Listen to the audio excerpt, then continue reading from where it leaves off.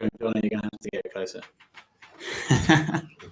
Hello and welcome to another edition of Sales Operations Demystified, and we're joined by Jonny Day of Crowdcube.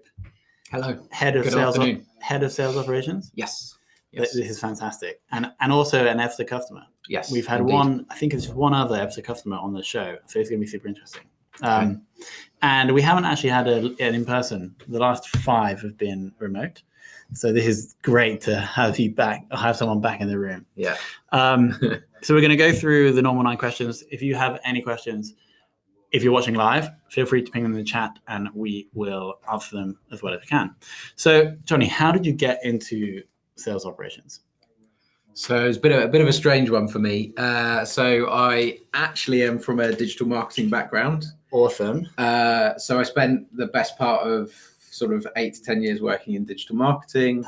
And basically there was a requirement in the business to move into sales operations. So were you doing digital marketing at Crowdcube? I was doing digital marketing at Crowdcube. And basically we decided to rein back our digital marketing activity. Mm-hmm. Because we wanted to focus more on B2B, and then there was a requirement specifically to focus on supporting the sales team, sales enablement, CRM, and there just wasn't anybody in that role. And weirdly, we've just literally today put a new job role up for someone to come and work alongside me at Crowdcube, because in sales operations, because we've seen the value that it can generate. And interestingly, when I started doing this, probably about 18 months ago, there wasn't any jobs out for sales operations. Whereas now, if you go on LinkedIn, there's loads. So there's definitely a requirement and a recognition of the value of data in sales operations, and the importance that you need your sales guys out and about. They need to do admin, but they also need people supporting them on the sales enablement side of things. So, and that's in the last 18 months, you've seen more demand for the role. Definitely. I like this makes sense because there's so much more of a buzz around the topic, but I'm struggling to understand why. I think because there's always the challenge between sales and marketing. Yeah. So originally, when I moved into the sales team, I was still actually reporting into the CMO. And I'm from a world where back in the day I was having to manipulate and manage Google feeds, and that wasn't all automated. So I'm quite kind of data savvy, and basically you're in a situation now where you've got to keep your data really solid and robust for the sales guys so that you can monitor the pipeline. You then need to keep the data really robust so that when you get to year end, you can do your connection between pipeline and revenue. And then you also need to keep it really tight for relationships with third parties and partners. And then you also need to keep it great for the marketing guys, because a huge amount of retention is driven off the data. And so you end up in a situation where if you don't have great data from the sales guys, then everything slowly starts to creak and fall over. So that's the requirement, is sort of forcing and training and educating. And so do you think then that the reason it's much bigger now than it was, say, 2 years or 3 years ago is because there's more data? Yes. That's why? Yes, definitely. Cool. Okay, that makes sense to me. And that's probably only going to become more of a requirement in the coming years, right? As we get more data. I think so. Okay. Cool. Yeah, and I think more and more of the big platforms. I mean, if you're a Salesforce user or a Hubspot user, they've got incredible, GUIs on top of the platform, so you don't have to be a data guru. In the same way as if you're using DB Visualizer or something like that, where you're getting into the SQL and down in the detail. So there are those benefits, but there's also that connection between sort of analytics and data analytics, web analytics, Google Analytics, and then sales analytics. And the requirement is pushing more towards sales analytics. So no plans to move back into marketing anytime soon? Not at the moment. Not at the moment. But maybe. Okay, fantastic. Let's move on to question number 2. What do you think makes an awesome sales ops person? It's a good question. So I think you have to be quite. You obviously have to be passionate in order to be good at anything. You have to have that kind of that mastery of 10,000 hours, right? And I don't think I'm there yet, but how many hours do you think you have? Getting close. Maybe halfway there, I'd say. Yeah. In sales operations. In sales operations specifically.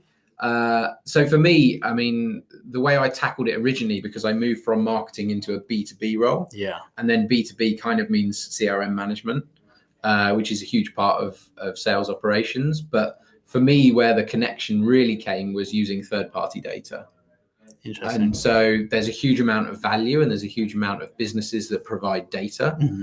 And that's fine. But the way that you use and execute that data then obviously enables your sales team to grow, because what they're all really crying out for is sort of that inside sales piece, which is, how do I make sure my sales guy, who spent years and years training on delivering conversion through signing terms, shaking hands, closing deals, he wants more time sat in a room in our business with entrepreneurs and less time having to do manipulating data, filtering inbound, managing lists. He wants someone to do that for him so that he can just crack on. So we're using a lot of third-party data to drive growth. And with technology, we've got a fantastic data partner that we work with down in Exeter called Big, and they help us to make that data smarter. So that might be using dates to filter when we might contact people, drive automations. Nice. We then are starting to use sort of machine learning, using attributes and leading indicators of who to contact when and why. So there's loads of possibilities. So I think that kind of makes, well, for me, I think is really important from a sales operations person.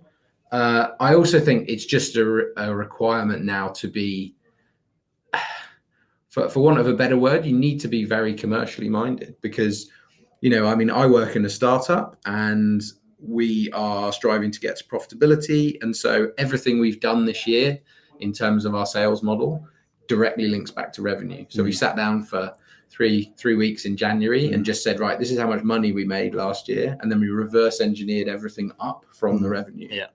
And so being able to go into that detail is really important.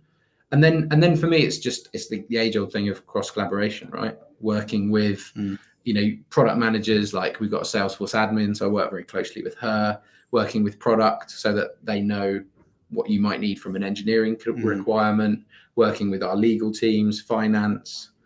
Everyone wants help, guidance, and support. And so the more that you can help and guide them, the more that you kind of move towards that ultimate sort of model, which is customers in the middle and everyone's providing support and you're helping enable them, optimizing, improving them to do that. Nice. Just to jump back to the data piece, so I understand like the business need for you guys.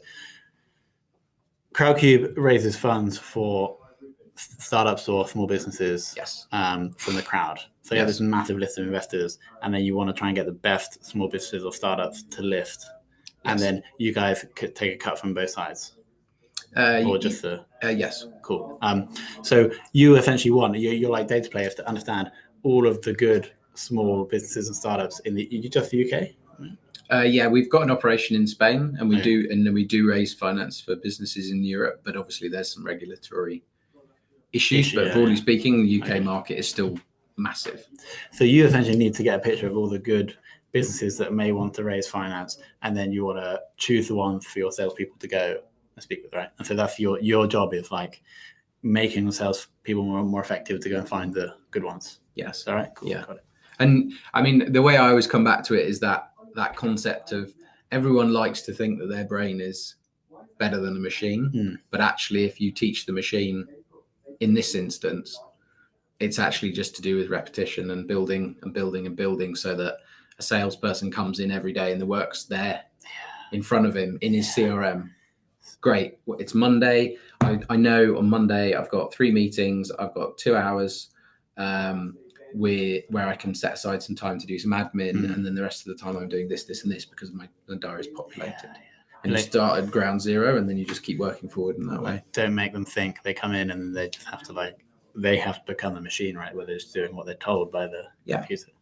You're there to optimize your sales team, which if some people might think is making them look good, then so be it. Yeah. What? How many people in the sales team at the moment? So we have 2 or 3 people in our partnerships team. We have 2 or 3 people in our inbound team. Yeah. And they kind of sit very closely with our partnerships function, and then we've got 5 or 6 guys in our outbound team. Cool. And there's you and soon to be. So we can actually plug the job role. Have you filled the job role yet? Yeah, it's literally. You have filled it. Well, no, I haven't filled it. I only went out this afternoon.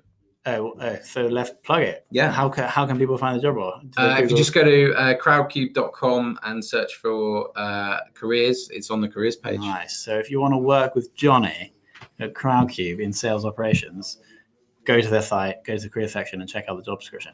Anyway, cool. Moving on. Do you think sales experience is a necessity to be effective at sales operations? Fundamentally, no.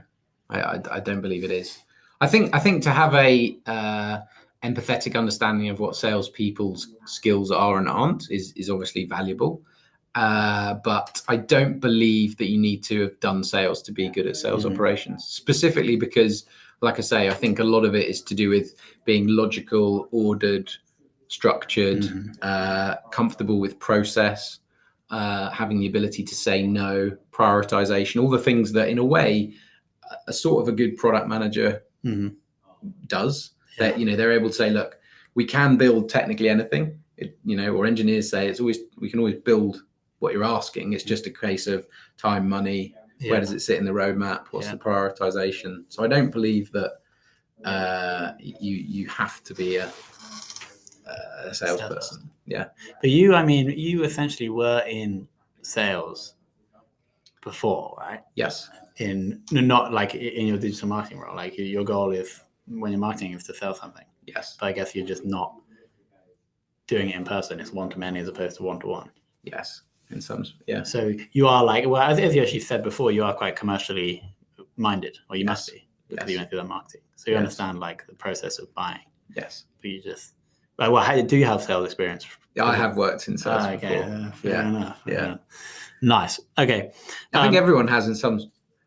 Everyone has in, if you've ever worked in a shop or, in some, or even if just working in a restaurant and someone says, what's the specials or, what's the recommendation? There's an element of selling in there. So. There is a really good book I read called To Sell is Human, I think by Dan Pink. And that was his point. Like literally, if you're like going home to your spouse and you want them to cook dinner, you like go in and you're really happy and then you like give them a present and then you want to ask them to cook dinner. That's the selling, right? Yeah, absolutely. Okay, but not necessarily for sales operations. No, I mean the way I sort of think of it or believe that I see it is a good sales ops person understands. What did I say? So they understand the sort of the heartbeat and the rhythm of the company, which is sort of a third of what you need to be good at.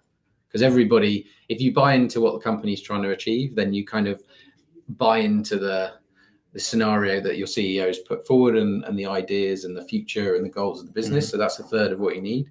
The next third is your ability to understand the sales guys and what they're trying to achieve and their commercial goals and understanding people's motivations. Because a lot of what salespeople do is read the room, right? Is this guy going to be a hard ass? Is he going to be a bit more relaxed? Does he want to know the detail? Does he already know what's going on and he wants to negotiate straight away? It's just understanding that. And then the last bit is understanding the tech stack and what's the actual, no engineering project is ever perfect. No marketing stack is perfect. No sales stack is perfect. But what's your future vision for what you want your sales environment to look like? And what do you think perfect might look like? And then you can strive to get towards it. Which is a great link to the next question. What is your current sales ops tech stack? So I would describe it as a bit of a hybrid between sales and marketing, actually. So we have we're a Salesforce customer, and we have been for about 4 years. Sorry to quickly jump in here. Do you use Salesforce for the entrepreneur side and for the investor side? No. You don't, just for the entrepreneur side? At the moment, just on the entrepreneur side. And so where is your investor? I don't know if you could say this, but what tool do you use to manage your investor data? So our investor data historically has lived in our own admin system, which isn't a CRM. It's kind of it was an originally purpose-built tool, and they've lived in there. And then we've got a different marketing platform that runs that. Yeah, sure. Salesforce customer. We're an Ebsta customer, of course. So that's in the stack there. We use tools like Credit Safe to just ensure that we're working with a UK, more often than not, UK limited company, and we can, from a compliance perspective, check their credit score. We're a DocuSign user because we send out agreements and terms and measure engagement with entrepreneurs. We use Hubspot on the B2B side of things, which is an interesting one because actually HubSpot used to be a B2B marketing platform, and as it's built and grown, it's very much moved into the same realms as being a CRM platform. Yeah.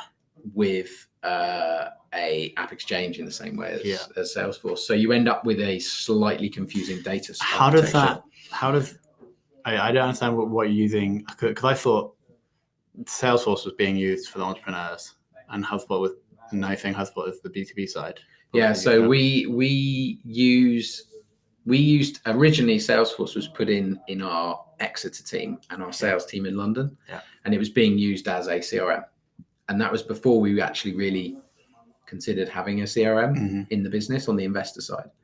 So it was originally put in to help the journey, because Crowdcube has a sort of relatively distributed office structure in that we've got a sales partnerships team up in London, because a huge number of the entrepreneurs that we work with are here.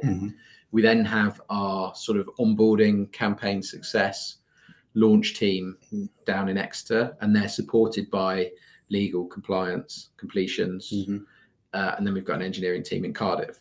Cool. So in order to offer entrepreneur delight from very high touch,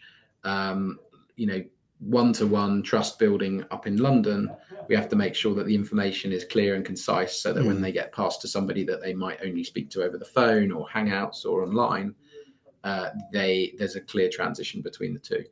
And so that's why Salesforce was originally put in.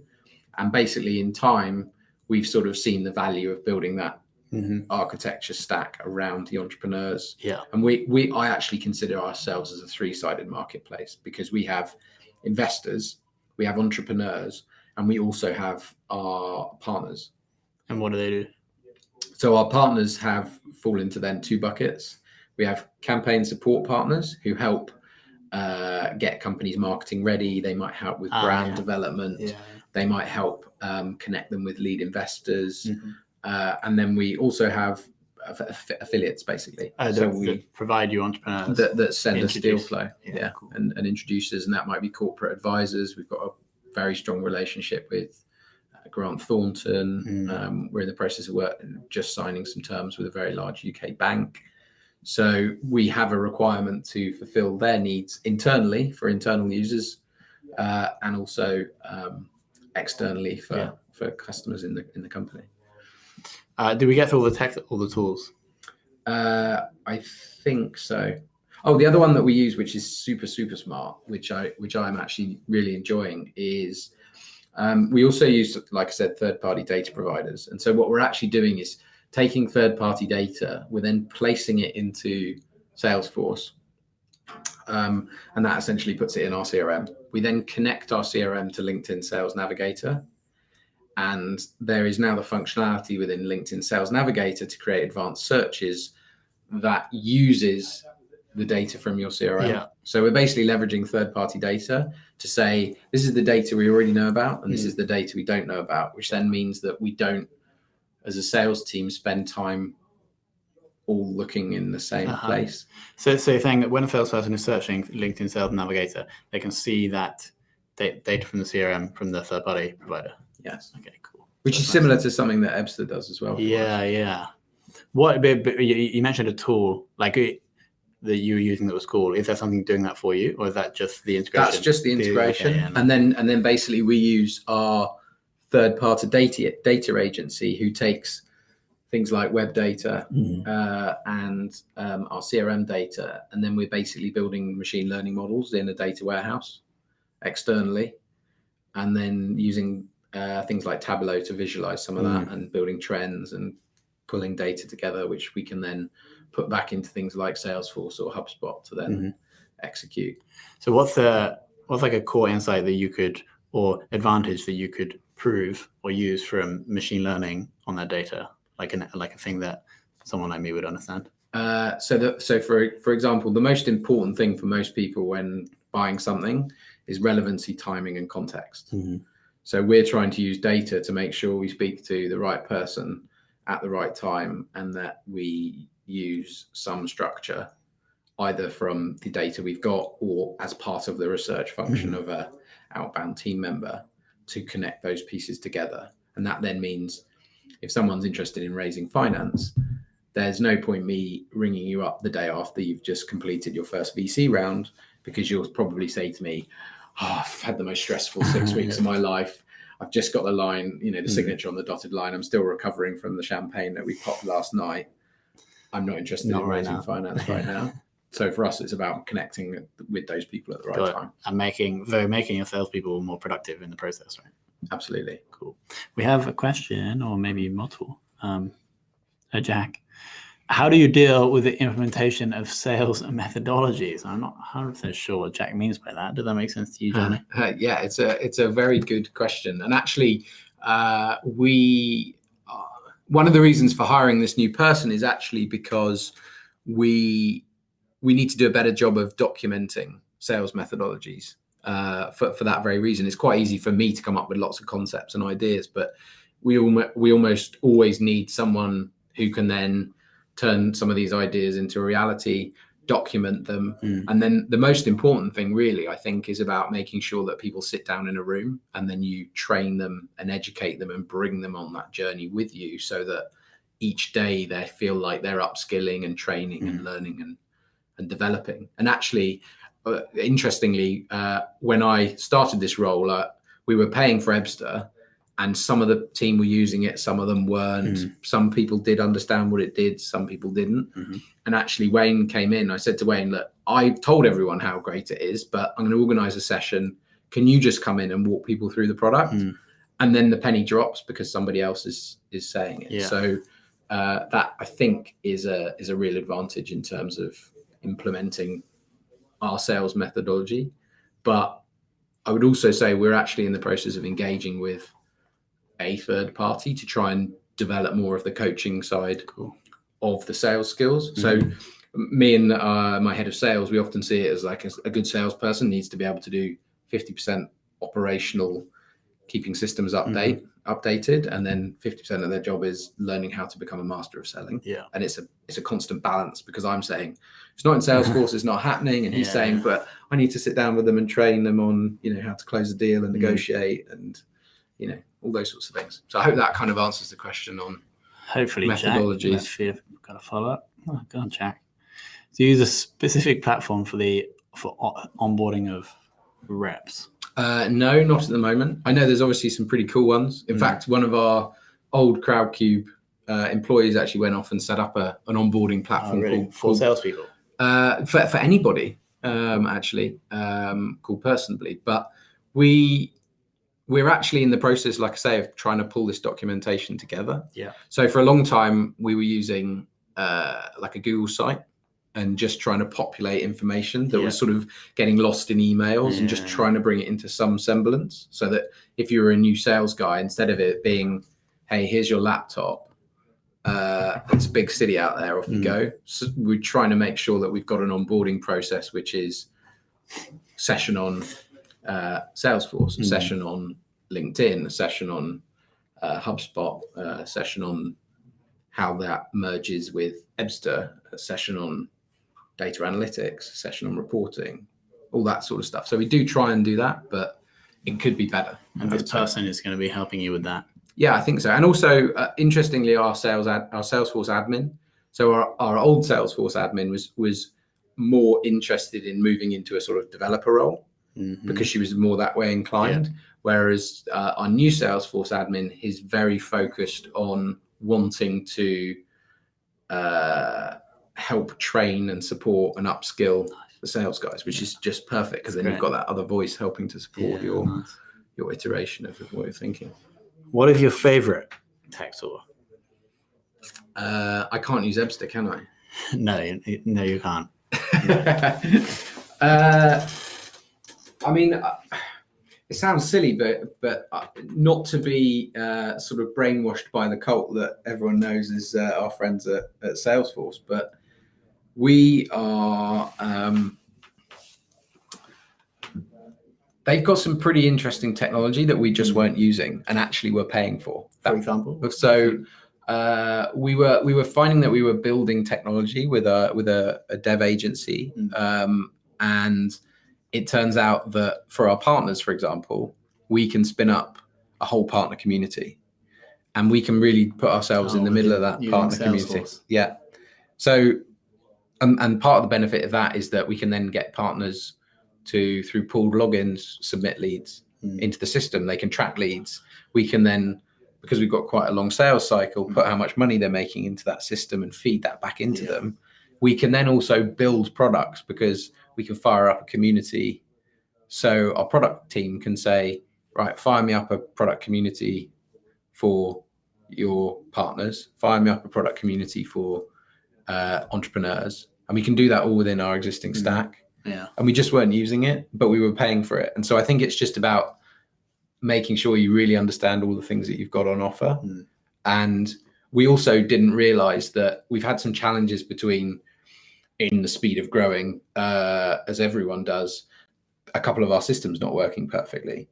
We actually have resource that we've paid for with Salesforce that we've never utilized to build some integrations for us. So again, I think in terms of what's my favorite tool, well, I think it's going to be Salesforce, because there's so much stuff there. There's so much stuff there that we just weren't using. And actually, if you push Salesforce, then the possibilities are pretty massive, actually. And I've got a friend of mine who works in sales ops over at a company called Alpha FX, and they've built some really cool stuff just with Salesforce as a stack. Yeah. So I think whilst it is a bit of a cult, as we all know, and you get bought in, and if you spend the time, the power of it can be pretty good for helping to scale, I think. Nice.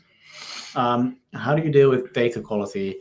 And as you mentioned the CRM, Salesforce admin, how does your role cross over with this person? So we're in the position where we're currently using Classic, and we're obviously going to have to migrate over to Lightning, which is potentially a pretty large bit of work. So we're just trying to divvy that up between us. We also use a platform. We use two platforms, sorry. One of them is called Cloudingo, which is a Salesforce data sort of checking, manipulation, and management tool. So again, there's quite a lot of technical config in there, but using something like Cloudingo. I think so. We had Jay Correa from Doctify. I don't know if you know him. I think that's the tool he was raving about. Yes, saying it's really good. It's pretty powerful once you get it set up right, but it is complicated, and it's obviously easy to break things at scale. Who is it you or the Salesforce admin who's responsible for? Ideally, the Salesforce admin, but I suppose in my as I'm growing, I'm busy learning. So for context, our Salesforce admin left. We then onboarded an agency to pass over to. Yeah. And then our new Salesforce admin has only just joined. Okay. And I was basically bridging the gap between that. And I suppose I was lucky enough that I'm not sort of too scared of breaking stuff. So I taught myself Salesforce administration in a very short period of time. So you're a certified admin? Not quite, but I'm studying at the moment so that I can understand what's possible, but also just so I can do the odd bit myself. Yeah, nice. The other tool that we're using, which is actually not really out yet, it's being released in July. And again, it's on the more of the marketing side, but it's a company called Distill.ai, and they is actually built by the team at Big, who we work with, and they basically enable us to enrich data and take data out and add value to it and then put it back in. Okay. And so they're the ones who are helping us to turn third-party data into enriched data, customer data platform designed for it's cool for marketers, but I mean, there's a bit of a blurring here between B2B and marketing and marketing sales and so on. So will they take an email address and then give you the LinkedIn profile? Is that what you mean by data enriching? It depends. Those sorts of things are possible, and we have done stuff like that. We've actually, I mean, without going off into a massive tangent, we actually built an entire engine to do finding companies. Yeah, nice. Which we, I actually named it. It was called Sahara, and the idea was there was millions of grains of sand, millions of companies, and the idea was that for crowdfunding, we found that there's a lot of companies which have a certain profile, certainly as they get a bit bigger, and it's about finding similar companies with a similar, because we're ultimately trying to find companies with web traffic, social following, brand validation, position in their market fit, all those sorts of things. And so we basically built a sort of data whacking tool to try and do that. And so we can then run those things, enrich it with data that we want first, or third-party data, and then try and inject it into Salesforce, and that can drive email, that can drive list building, and so on. And so this new tool that's coming out is going to help you do that. Yeah. So we've been working on integrating it into our Salesforce backend, and we've also been using that tool to create our own scoring system using the Ebsta score.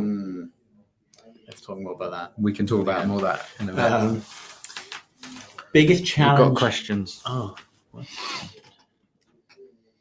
James, is there a way of improving recruiting and hiring practices, and how do you go about supporting the sales teams? Which order you want to tackle those?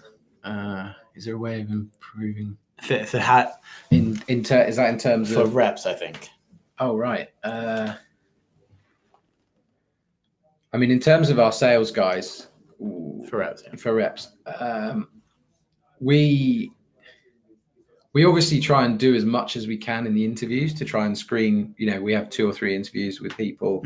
We go out for a few beers maybe with people to see what their soft skills are like, as well as their sort of interviews environment, hard and soft. Because in our world, we can't speak to someone in the marketing department or someone in the finance department. We have to speak to CEOs, because ultimately they're the ones who make the decision on finance. So we try and have a really clear understanding of soft and hard skills when it comes to hiring reps. We then do all of the sort of standard interview processes, but with the right interview structures, you can get from people their ability to sell back to you. Sure.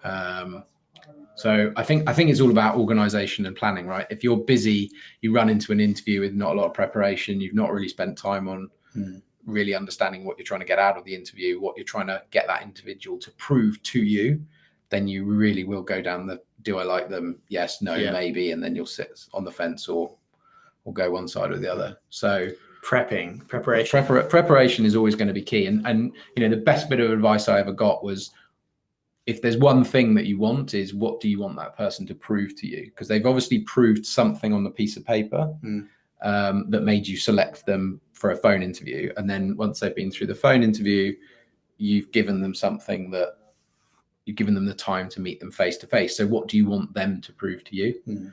I think is super critical. And then, there's 101 books about, that Google have done tests on around, removing subjectivity and, all those sorts of things. And then second question about, how do you go about supporting your sales team? So I think there's a couple of threads to that. So in one sense, it's supporting them in terms of listening what their challenges might be on a day-to-day basis. And can we solve that with technology? Because in the same way as in the MarTech environment, there's pages and pages, and everyone's seen the big diagrams of, retention tools and marketing tools and, the perfect sales stack. That's kind of starting to happen in the sales environment. So understanding their challenges and seeing whether you can support it with tech is one thing. I think, we've got a head of sales, so really listening to what he wants to spend less time on and where he wants to spend more time, and can I help him to do that? Can I optimize his ability to be out in meetings is critical for me. So whether that's sort of inside sales, list building, using technology to provide me with the answers to what he's looking for is really important. On the partnership side of things in our business, it's about making sure that we've got the right technology in place to help them scale and grow, right? Because our business, our board aren't necessarily bothered that we're losing money. They're interested in us growing. So my school of thought every day is, am I helping our sales team to grow? And am I helping them to generate more money? The closers are closing. And I suppose that kind of then ties into my last point, which is our inbound team. We've designed it in a way where we specifically want them to come in every day and think about, I'm going to be given deals and I'm going to work on them. Whereas the outbound guys need to go and find them through networking, through events, speaking on panels. So supporting them in that way is really important. And then I suppose the last piece is just them knowing that if they're running out the door and something's broken, I can fix it for them, or try and help them to fix it. Is always good, right? Everyone likes to feel that they've got someone supporting them in their day-to-day job. It's builds a good culture. What is your biggest challenge in the role, and how do you overcome it? Biggest challenge is, at the moment, time in the day. So quite a lot of what we want to achieve is quite technically advanced, and we've always been at the forefront of using big data, using automation, that age-old challenge of automation versus personalization. How do we triage the right business or the right person that's coming in to the right person in our sales team? So like I said to you, we need to speak to the CEOs. So using our own data to say, right, we've got an inbound from a company. Darren is absolutely stacked at the moment, but he's the best person to take on this company because he worked with these 3 companies last time. I think personality-wise, he's going to build a strong relationship. Connecting the right people is really important, and triaging things in the right way is massively critical. And like I say, I think it's just hours in the day is the toughest one, and prioritizing the like, we have short-term goals like any business. So we've got sales targets to hit, and we've got thresholds that we need to work towards, but you also have to be planning for the future. And quite often in a startup, you shoot for the short term and forget the long term, and then you either miss targets or you build a scenario where you can't scale because you haven't built the tech stack to enable you to scale. You can't automate emails because you haven't tagged and categorized your data correctly. So you can't segment it quickly, which means you can't automate. And that, for me, is where sales operations is building its real bedrock in those teams. Is scaling is basically to do with getting more revenue in more quickly with the same or a very small amount of extra resource. So that's where I see my challenge at the moment. But I mean, you have a new person joining, right? So you're going to have double the time in the day. Hope so. Hope so. Do you think, or do you have a single metric that you would use to judge all sales reps? I mean, if I was being really critical, it's got to be revenue, right? Because you can, there's a lot of data now in the world, and there's a lot of fuzzy metrics. So you can measure people on conversion, and they might be an amazing converter, but the revenue doesn't come out the bottom. Or they could be really busy, and they could be doing lots of calls and having lots of meetings, but the revenue doesn't spit out the bottom. And so I think it's got to connect to revenue. And if you understand your revenue, then you can work back. And if you can work backwards from revenue, then it means you can say to somebody, thank you, but you're maybe not right for this company, or we think you can move you into this team. You'd be more valuable executing here than over here. And so I think it's just about being honest with yourself and your staff around making sure that everyone's thinking commercially, because we don't see ourselves as a business development team and a partnerships team and sales operations. We see ourselves as a commercial function that lives and dies together. And if we're all in agreement with the decisions, sometimes that are difficult to make, then everyone is on the same page with where growth comes from. And our board's eyes, that's got to be through revenue growth. Yeah. And it doesn't necessarily have to always be positive revenue growth, but revenue growth means you're growing. So are they closing the deals? Pretty much. We're going to add a bonus question here because I'm super interested, actually. The Ebsta score, can you tell us how you describe it and how you're using it? Yes. So for anyone who's used a lot of the sales platforms out there that exist, quite a lot of them you have to go in and tell it what you want to use based on the attributes and the fields and the values that you've created. Yeah. How you want to spit out some sort of score and lead scoring and that kind of stuff, which is prone to issues. It requires a lot of testing. It's quite fiddly and quite time consuming. Whereas for me, the Ebsta score ultimately is a direct measure of engagement because we've recently, with help from Wayne, connected up our Ebsta platform at the back end straight into our G Suite, which means less problem in terms of onboarding because we're not having to say to someone, follow these instructions, download this, add this, It's a little bit fiddly. I mean, it's fine, but it's much easier just to say, right, we've added you as a user on Ebsta. Everything's being sucked out of the back end, being injected into Ebsta. So that's a real bonus for us. And the score for me is just, it's very clear cut because we have a measure of total engagement, which is the Ebsta score, which is inbound and outbound activity. And then you can then drill down into last activity date, 7, 30, 60, and 90 days. So you can start to obviously profile whether engagement is going up or engagement is going down. So from our perspective, if it's at a lead level in Salesforce, you've got a very clear indication without having to go into Chatter, look at tasks. If I just create a single report in Salesforce and I run all of my active prospects, say, and I've got a sales team of 10 people, these are the ones that are actually being worked on. And these are the ones that are probably going to progress and start to generate revenue before these ones, because this one's got a greater than 70 on the Ebsta score, which means the level of communication backwards and forwards is very high. Whereas these lower scored numbers or no scores means my salesperson's either just added it and therefore there hasn't been enough time for the score to develop, or what they told me in our one-to-one is absolute rubbish and that deal's not really going anywhere because there's no engagement. So it's sort of a good way of not checking up on people, but being able to monitor what's going on. Yeah. And then in quite an easy way, right? Because you could get that data from other places or by talking to salespeople, but then it's not as reliable and it'll probably take you a lot longer than just creating that one report. Yes, absolutely. And then for me on the opportunity level, so for us, we convert from lead into opportunity, create account and contact in Salesforce. It's a way of us measuring their progression through our process because they've gone through a process at the top of the funnel and they're moving into another process.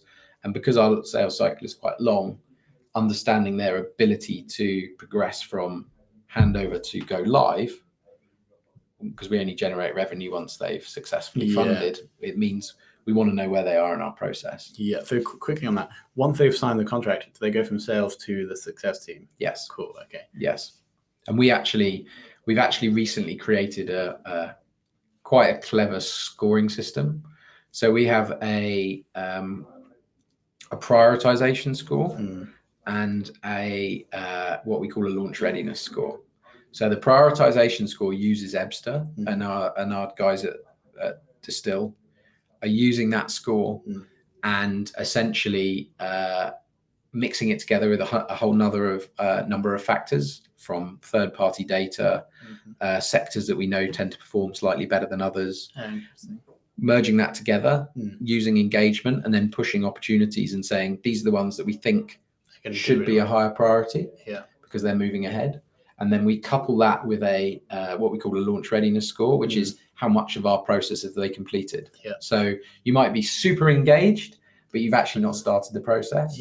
Or you might be not very engaged, but you're busy working on doing things. The video is ready. And we can see stuff, we can see progress.